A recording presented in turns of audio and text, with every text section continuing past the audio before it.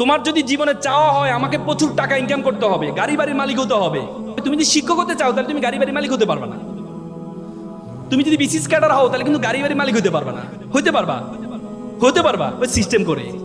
তুমি যদি মনে করো না আমার সম্মান চাই, তাহলে you can drive the BCS cadre, drive the teacher, ভালো করে পড়াশোনা কর প্রথম বর্ষ থেকে। আর তুমি যদি মনে করো প্রচুর টাকা ইনকাম করতে হবে, গাড়ি বাড়ির মালিক হতে হবে, তাহলে তোমাকে স্বাধীন পেশা নিতে হবে, ব্যবসা করতে হবে। ব্যবসা জিনিসটা কেমন কেমন, কিন্তু আল্লাহ তাআলা কোরআনে একমাত্র পেশার কথা বলেছেন, উল্লেখ করেছেন, সেটি হচ্ছে কি? ব্যবসা। আহাল্লাল বাইয়া ওয়া হাররামার রিবা। আল্লাহ বলেছেন আমি তোমাদের হালাল করেছি কি? ব্যবসাকে তোমাকে হালাল করেছি। এবং ইসলামের 10 জন আশারে মুবাশশারা, 10 জন যারা জান্নাতের সুসংবাদ পেয়েছে, তাদের মধ্যে 9 জনে ছিল ব্যবসায়ী। এবং prophet was also the businessman, জানো তো? হ্যাঁ, তার মানে ব্যবসাটা এটাকে এমফেসাইজ করেছেন। আলিবাবার প্রতিষ্ঠাতা জ্যাকমাকে বলেছিল, জ্যাকমা বলেছে তুমি যদি বিড়ালকে যদি বলা হয় তুমি কি $100 একটা নোট নিবে নাকি একটা কলা নিবে, বিড়াল $100 গ্রহণ না করে কলাটি গ্রহণ করে নেয়। কারণ বিড়াল জানে না $100 দিয়ে শত শত কলা কেনা সম্ভব। তেমনি যুব সমাজকে যদি বলে তুমি কি চাকরি করবা নাকি ব্যবসা করবা, যুব সমাজ চাকরিটি গ্রহণ করে।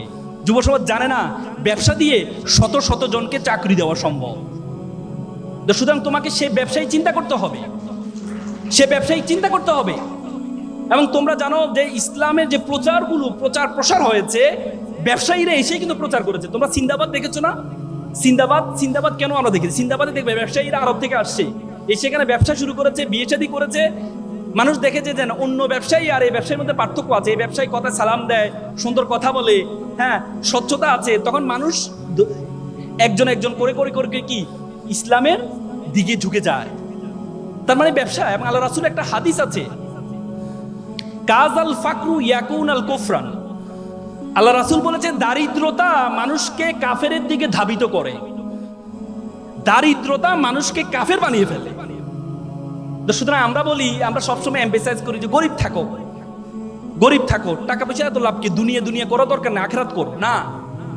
ইসলামের যত বড় বড় ইবাদত আছে, সবচেয়ে বেশি বড় ইবাদত গুলো কিন্তু ধনীর জন্য।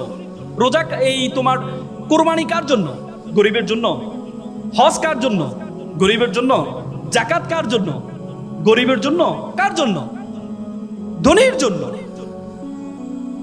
আল্লাহ তাআলা কোরআনে আকিমুস সালাত ওয়া আতুজ যাকাত, যাকাত আদায় করতে বলছে, যাকাত প্রদান করতে বলছে, যাকাত খাইতে বলে নাই। আর আমরা ইসলামটাকে বানাই নিয়েছি যে এটা গরিবের ধর্ম। তোমরা জানো ব্রিটিশরা যখন আমাদের এই উপমহাদেশে আসছিল, তখন আমরা এই উপমহাদেশ ছিল পৃথিবীর সপ্তম ধনী দেশ ছিল যখন ব্রিটিশরা আসছে। আর যাওয়ার পথে আমাদেরকে সবচেয়ে ফকিরি দেশে পরিণত করে গিয়েছে। তারা কি করছে? তারা আমাদের শিক্ষা ব্যবস্থাটাকে এমন ভাবে তৈরি করে দিয়েছে, আমাদের শিক্ষা ব্যবস্থা পড়ানো হয় যে ছিঁড়া কাঁথায় শুয়ে লাখ টাকার স্বপ্ন কেন দেখো। তারা আমাদেরকে এই যে অ্যাপ্লিকেশনে শিখায়, কি শিখায় জানো? যে কেরানি পদে চাকরির জন্য আবেদন।